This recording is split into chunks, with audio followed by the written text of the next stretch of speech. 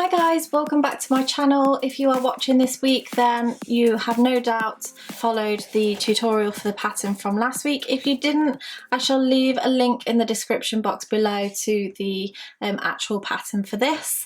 But this time I'm going to show you how to sew in your ends to make them nice and secure, and how to add a border to this blanket.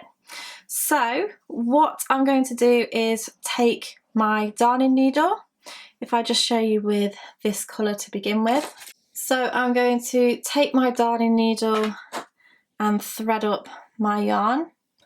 So I did advise you to leave a good few inches so that you can do this, but we're going to thread the needle into the work like so. So we're just going in between those stitches and pulling it through. I'm just going to go a little bit further into the work, like this.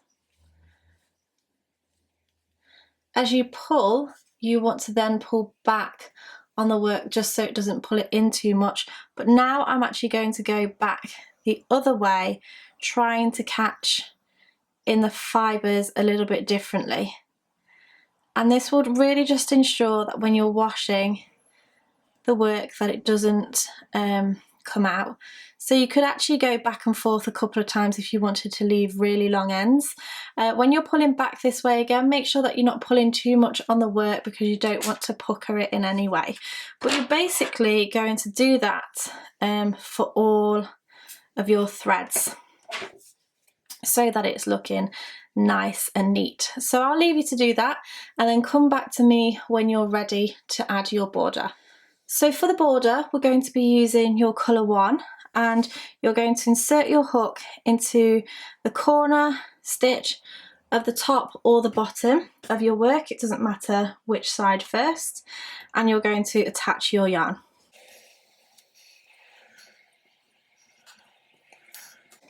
You are then going to insert your hook into the corner again and grab the yarn and pull through. And you're going to begin by chaining 1. So for the border, you're actually going to do a double crochet all the way round. Remember, that's a UK term. In the US, this is known as a single crochet. So you're just going to do 1 double crochet into each stitch all the way along the top of your work, or the bottom, whichever you're working from. So go ahead, pause the video and work your way to the end. I'll meet you back in just a moment. So I've now just worked my double crochets all the way to my corner stitch. Now, because this is the corner stitch, I actually want to do 3 stitches in this corner. So 1 will be at the top, 1 will be in the very corner, and then 1 will start to go back down the other end, and that will just create a nice rounded corner for you. Now we're going to work our way down the edge. Now it's important that on the edges you do the same amount of stitches on each side. Now what I would recommend is that on every half treble row or double row you do 1 double crochet around the post of the stitch, and then any of the treble rows you'll do 2 double crochets in around that post. This very first stitch just here was a half treble round, so I'm just going to insert my hook around that post and then do a double crochet. And then the next row was a double round again. I'm just going to do a double crochet around that post. Then we had a double, a half treble and a double just here, so we'd go around that first row, around the second row, and around the third row. And then we'd just continue to work our way down until we got to the granny rows. So this would be the granny row just here. I would recommend that you do 2 round that row. in this sample piece I only did one round of granny, so you'd have 2 rows of them to work round, and then you would just continue to work your way down.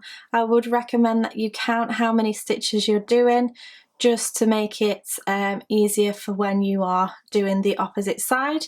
But remember, you are working down this row, working around the posts, and then when you get to the corner, you are going to do a chain 3 in that corner. So go ahead, work your way around the whole of the work and meet me back in just a moment. So I've now worked my way all the way around. I'm then going to go ahead and do my last 2 stitches into the very first corner that we started, because that is where we did our very first stitch, and that is going to create 3 for the corner. Then you're going to slip stitch into the very first stitch that you did, and then you're going to chain 1 again and do another round of double crochets, making sure that you're doing 3 stitches in the corners. So go ahead and work your way round just as you did before. So 1 double crochet into each stitch. This round will be much easier because you've already created those stitches, and you just work 1 into each of them and then 3 into the corner spaces. So go ahead, pause the video and meet me back in just a moment. So at the end of this round, you again want to slip stitch into the first stitch from the round, and you're going to chain 1. And now we're going to work our way back doing the crab stitch. So in this row, we are just going to do 1 stitch into every stitch. We're not going to do 3 into the corner. So to perform the crab stitch, we're actually going to work our way backwards, as I've just said. So this is the stitch here, and we're going to work into this stitch. So you want to grab onto the stitch that's on your hook and move back and insert your hook, grab the yarn, pull it through. You'll have 2 loops on the hook, grab the yarn and pull it through. Do the same thing. So insert backwards, grab the yarn, pull it through, yarn over, pull through, both loops on the hook. You're going to be working around the corner now. So insert your hook, grab the yarn, pull through, and then pull through 2. So it can take a little bit of getting used to. Like I say, grab onto that hook as you're going backwards, or that stitch on the hook as you're going backwards. It will make things much easier for you, but it starts to develop this really, really nice bobble effect to your work. So go ahead and do that all the way round, 1 stitch into every stitch, and I'll meet you back at the beginning to show you how to finish off.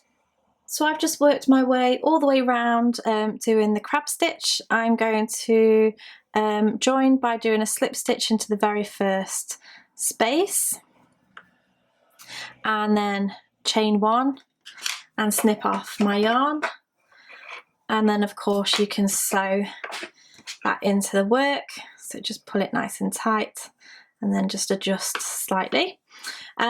So there you have the border for your bobble stripe blanket. So I really hope you've enjoyed learning how to do this bobble stripe blanket. If you did, make sure you give me a thumbs up and subscribe to my channel to keep up to date with all of my latest videos.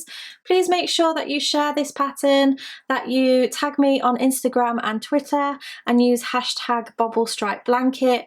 I'm really, really super proud of this pattern, so all the sharing would be much appreciated. Thanks again so much for watching, and I shall see you again next time. Bye!